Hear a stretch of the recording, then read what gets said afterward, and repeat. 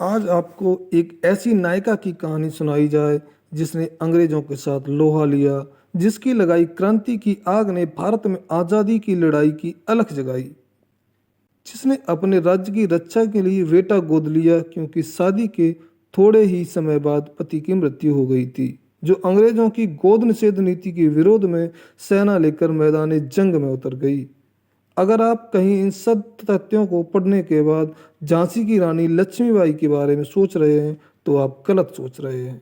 दरअसल हम आपको कित्तूर की रानी चेन्नम्मा के बारे में जानकारी देने जा रहे हैं, जिनका रानी लक्ष्मीबाई से लगभग 56 साल पहले महान भारतीय परिदृश्य पर अवतरण हुआ था। रानी चेन्नम्मा का जन्म कर्नाटक के बेलगाम में 23 अक्टूबर 1778 ईस्वी को हुआ। बचपन से ही चेन्नम्मा को तलवारबाजी, घुड़सवारी और युद्ध कलाओं का शौक था। राज्य परिवार में जन्म होने के कारण चेन्नम्मा को अपने इन शौकों को पूरा करने का भरपूर मौका भी मिला।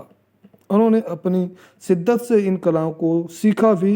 युवा होते होते अपने युद्ध कौशल की वजह से वह प्रसिद्ध हो गईं। रानी चेन्नम्मा के युद्ध कौशल और योग्यता की वजह से कर्नाटक के कित्तूर राज्य के देसाई परिवार के राजा मल्लासर्ज से विवाह हुआ। रानी के कुछ दिन हरलो शाह के साथ बीते कि अचानक रानी चेन्नम्मा पर दुखों का पहाड़ टूट पड़ा। राजा मल्लासर्ज की मृत्यु को प्राप्त हो गए। अभी दुखों का पहाड़ कम नहीं हुआ था कि इस गम को थोड़े दिन ही हुए थे। कुछ समय बाद रानी लक्ष्मीबाई के पुत्र का भी देहांत हो गया। ऐसे में राज्य के सामने राजा के पद का संकट खड़ा हो गया। कित्तूर की राजगद्दी रिक्त हो गई थी, जिसे भरने के लिए रानी चेन्नम्मा ने एक पुत्र को गोद लिया। बेटा गोद लेकर राज सिंहासन के उत्तराधिकारी की तौर पर घोषणा करने पर एक समस्या पैदा हो गई, जिसने रानी चेन्नम्मा को भारतीय स्वतंत्रता संग्राम की नायिका बनने का गौरव दिया। उन दिनों कर्नाटक सहित पूरे भारत पर अंग्रेजों का शासन था। ब्रिटिश ईस्ट इंडिया कंपनी के गवर्नर लॉर्ड डलहौजी ने गोद निषेध नीति की घोषणा कर दी थी। इस नीति के अनुसार भारत के जिन राजवंशों में गद्दी पर बैठने के लिए वारिस नहीं होता था, उन्हें ब्रिटिश ईस्ट इंडिया कंपनी अपने नियंत्रण में ले लेती थी। दरअसल अंग्रेजों ने भारतीय राजाओं को अपदस्थ कर राज्य हड़पने के लिए इस नीति का निर्माण किया था। इस नीति की वजह से रानी चेन्नम्मा द्वारा गोद लिए गए पुत्र का कित्तूर की गद्दी पर बैठना ब्रिटिशर्स को नागवार गुजरा। उन्होंने इसे नियमों के विरुद्ध बताया और रानी चेन्नम्मा को इसके लिए मना किया। पहले बातचीत द्वारा इस मुद्दे को हल करने की कोशिश की गई, लेकिन बात नहीं बनी। रानी चेन्नम्मा ने कित्तूर में हो रही ब्रिटिश अधिकारियों की बातचीत असफल होते देख बॉम्बे प्रेसिडेंसी के गवर्नर से बात करने की कोशिश की। इसका कोई परिणाम नहीं निकला, क्योंकि अंग्रेज कित्तूर पर किसी भी तरह कब्जा जमाना चाहते थे। ब्रिटिश राज कित्तूर के बहुमूल्य खजाने को लूटने का पूरा मन बना चुके थे। कित्तूर के खजाने में बहुमूल्य आभूषणों, जेवरात और सोना था, जिसे अंग्रेज हथियाना चाहते थे। एक अनुमान के अनुसार उस दौरान कित्तूर के खजाने की कीमत लगभग 15 करोड़ रुपए थी। अंग्रेजों ने गोद लिए हुए बालक को गद्दी का वारिस मानने से साफ इनकार कर दिया। इस इनकार से कित्तूर और अंग्रेजों के बीच संघर्ष का अवश्यंभावी बना दिया।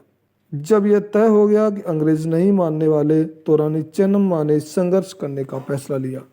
वो पहली रानी थी जिन्होंने British governor east India company से लड़ने के लिए सेना का गठन की तैयारी शुरू कर दी। अंग्रेजों को इसका पता चला और 1924 में दोनों की सेनाएं आमने सामने आ डटी। एक ऐसा संघर्ष जिसका परिणाम पहले से ही सबको पता था। कित्तूर जैसे छोटे से राज्य ने ब्रिटिश साम्राज्य को चुनौती दी थी, लेकिन यह मामला नतीजे का नहीं, आज़ादी से जीने और मरने का था। रानी चेन्नम्मा ने फैसला लिया था कि या तो वे आज़ाद जिएंगी या लड़कर मरेंगी। इस आज़ादी की लड़ाई में अंग्रेजों ने भारतीय महिला के युद्ध कौशल को देखा। पहले पहल तो उनके होश उड़ गए, लेकिन बाद में पीछे से आने वाली मदद ने उनको संभाल लिया। आखिर में यह लड़ाई अंग्रेजों ने अपनी बड़ी सेना और आधुनिक हथियारों से जीत ली। अंग्रेजों ने लड़ाई तो जीत ली, लेकिन रानी चेन्नम्मा ने उनका नुकसान किया। वे लंबे समय तक कित्तूर के युद्ध से उबर नहीं पाए, लड़ाई में अंग्रेजों ने 20,000 सिपाहियों, 400 बंदूकों की सेना का सहारा लिया। युद्ध के पहले दौर में ब्रिटिश सेना का भारी नुकसान हुआ और ब्रिटिश एजेंट और उस खिते के कलेक्टर जॉन थावकेराय को मौत के घाट उतार दिया गया।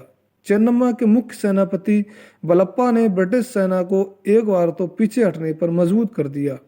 ब्रिटिश सेना के दो प्रमुख अधिकारियों सर वाइल्ड इलियट और मी स्टीवेसन को गिरफ्तार कर लिया गया। इस दौर की लड़ाई के बाद ब्रिटिश अधिकारियों ने समझौते की मांग की और समझौते के तहत इन दोनों अंग्रेज अधिकारियों को रिहा कर दिया गया। युद्ध को टाल दिया गया। इसी बीच दूसरे अंग्रेज अधिकारी चैपलिन ने दूसरे मोर्चे पर लड़ाई जारी रखी। दूसरे दौर में भी कित्तूर की सेना ने बहादुरी दिखाई और सोलापुर के सब कलेक्टर मुनरो लड़ते हुए मारे गए। लड़ाई लंबी खिंच जाने की वजह से और सीमित संसाधनों को धीरे धीरे खत्म होने की वजह से आखिर में रानी चेन्नम्मा को हार का मुंह देखना पड़ा और अंग्रेजों ने उन्हें गिरफ्तार करके बहलोगल के किले में कैद कर लिया, जहां 21 फरवरी 1829 को उन्होंने आखिरी सांस ली।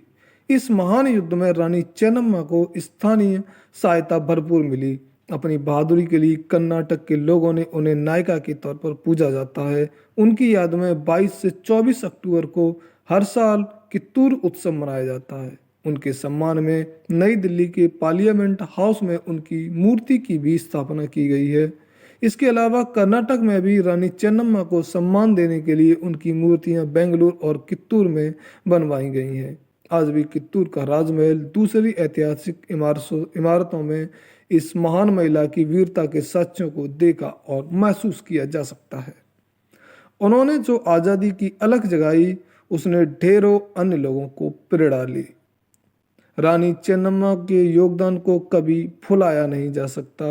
वो सिर्फ महिला शक्ति की प्रतीक नहीं, बल्कि वे प्रेरणा स्रोत भी हैं कि वे अपनी शर्तों पर जीवन जीने के लिए कोई भी मूल्य कम नहीं होता। साथियों, ऐसी ही वीरांगनाओं की कहानी सुनने के लिए हमारे चैनल को लाइक करें, शेयर करें और सब्सक्राइब करना ना भूलें। धन्यवाद।